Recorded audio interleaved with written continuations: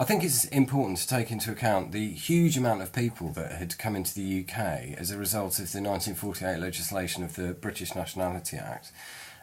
Post-colonialism was huge in this period. It created a bit of a diaspora in this country, and coupled with the British policy on multiculturalism, as opposed to the French republicanism, where everybody was viewed as the same in the eyes of the state, we've got a collection of people in this country who have brought with them a very, very strong culture that is existing in the major conurbations of the United Kingdom at this time, particularly West Indians, because that relates directly to the skinhead in terms of the music that they were listening to. And music it's been argued, is a very, very strong connector of culture to those people that were coming over from the West Indies at the time.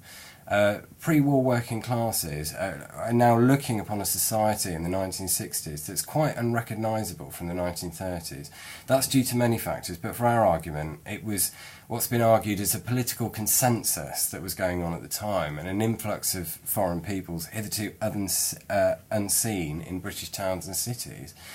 So the baby boomer generation grew up with this diaspora in the main cities and entered into a sort of social alliance with it that was above and beyond cultural boundaries, really.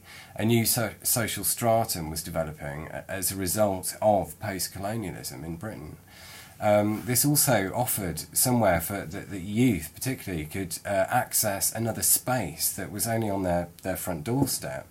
Foucault's talked about heterotopias of deviation, where the youth can access something that's above and beyond the social norms of the time, but still within their social boundaries. It's sort of within and yet without.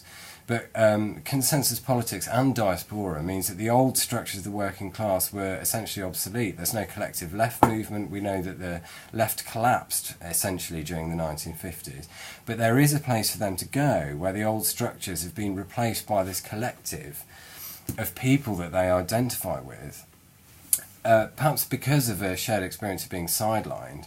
And in many ways, this undermines a lot of the socially accepted norms that were abounded in the 1950s and 1960s. Skinhead has often been associated with men particularly, but it's not exclusive to men. Women can also access this diaspora and this environment too. And in a way, they're emasculating themselves by their dress sense. In order to sort of fly in the face of 1950s and 1960s social norms, which I think is really important. But it also removes the shackles of previous decades' expectations of them, including domesticity and things like that, including who or what they should be attracted to. But it seems that they still hang on to the old tropes of what they believe the working class to be. This is a main theme, i.e. that they're working. It's masculine, it's a masculine thing, and it's also violent. But violent because history tells them so. Since the late 18th century, violence has been very much part of the working class. But also because violence resonates very much with riots and political activism. And with that, you can shake the establishment. But in the 1960s, all this is smouldering under the consensus politics.